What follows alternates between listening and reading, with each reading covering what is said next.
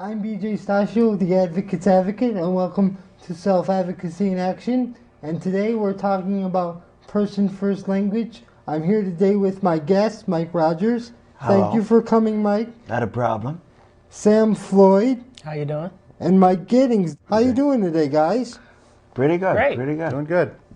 Now, Mike, the first question is for you. All right. Would you mind explaining a little about what person-first language is? What I understand people first language is just treating people as people and not labeling people. We have in the past have a tendency of labeling and having different terms that we use. And from my understanding is it originated out in the West Coast, out in Oregon, where people with disabilities were at a conference and they were discussing what terms or what labels they want, or people with disabilities wanted. And the fact was they didn't want any labels. They wanted to be treated as people first. And I think that's where people first language started. And I think from there, I think it's developed into a movement across, I think, the country and actually the world in terms of people being identified as people and not labeled as someone with a disability or labeled by their disability. Pass it in this state of New York in August 1st. So hopefully we'll see some changes.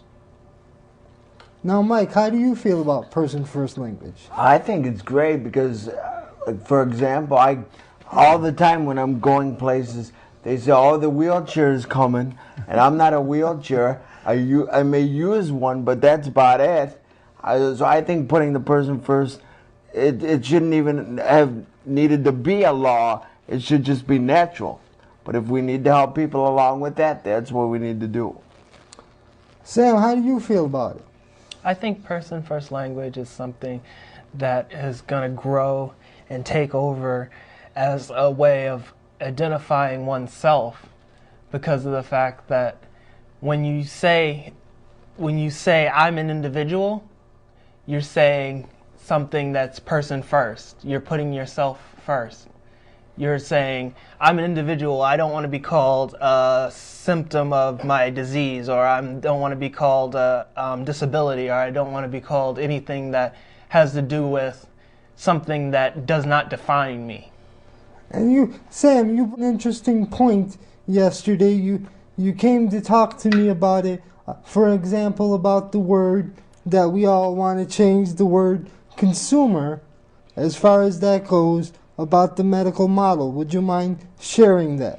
Yes, we were having a conversation about whether or not the word consumer would be used if it was used in the medical model, would it be accepted if it wasn't used in the medical model? And we said no, because any word used in the medical model is not something that defines us.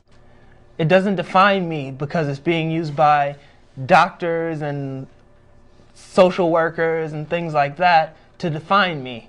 But you should say Sam. You should say Sam Floyd if you want to talk to me. You shouldn't say, oh, that consumer, because of the fact that if you really want to get down to it, I am not going to let someone else tell me who I am. Yeah, and I will point out the original intent for the word consumer was by Ed Roberts, an advocate just like all of us, was to identify a population, but government decided to put it on the word records to make it easier to bill. Yeah, can I follow up with Yes. that, BJ? And I think you're right. That's exactly what happened. And once you start receiving, quote, services or bill, then that word takes on a whole nother connotation, and it has to be used to talk about regulations or to make it clear of what regulations are doing, and so it has to be used. They come up with terms so that legally or regulation-wise, it's clearer. And I think that's the confusing part of it. The word. Go ahead. Go ahead, Sam. The word consumer was used because of the fact that we're supposed to be buying our services, but we're not actually buying our services. Our services are being forced upon us, are given to us. And when you do that, you take away the power of the word from us. You take the power from us and just give us something and say, okay, here's a word that's supposed to be yours, but we're taking it from you and we're going to just use it anyway and make it look like it's still all good. Well, see, part of the problem, I think, as well, is the fact that when people start using language, it starts being accepted by the general community as being the right thing to say. Yes. And a lot of people don't realize that it's not the right thing to say. Just another thing with consumer, 2 points, I guess, would be consumer was used back in Germany during World War II as a consumer of services and a consumer of Hitler's regime, and it was used as a bad connotation back then. I mean, none of us were born then.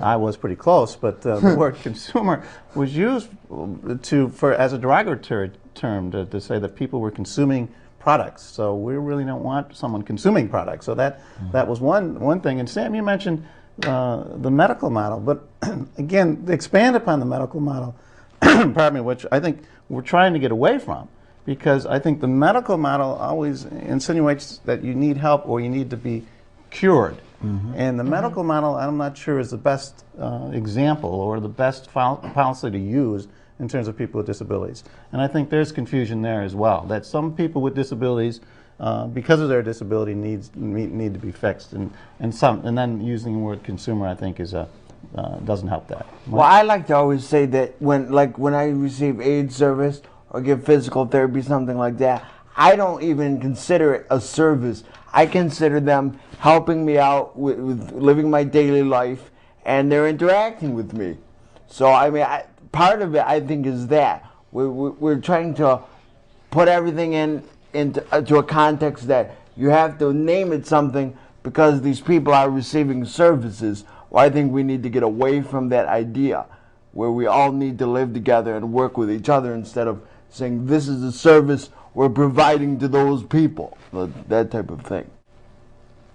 Do you think person first language will work over time? I think it will, and I agree with what Mike is talking about. I think the more we treat each other as people, again, and I think that's where people-centered language comes from. We're all people, with a disability, without a disability. There's so many types of disabilities. But I think it will work. I think it's a sensitivity to what, and under a term of respect, I think, more than anything, because when a term is used and it gets a bad connotation, it's just used because of a regulation or because of some other services being received, it segregates or it separates people, and that's exactly what you don't want.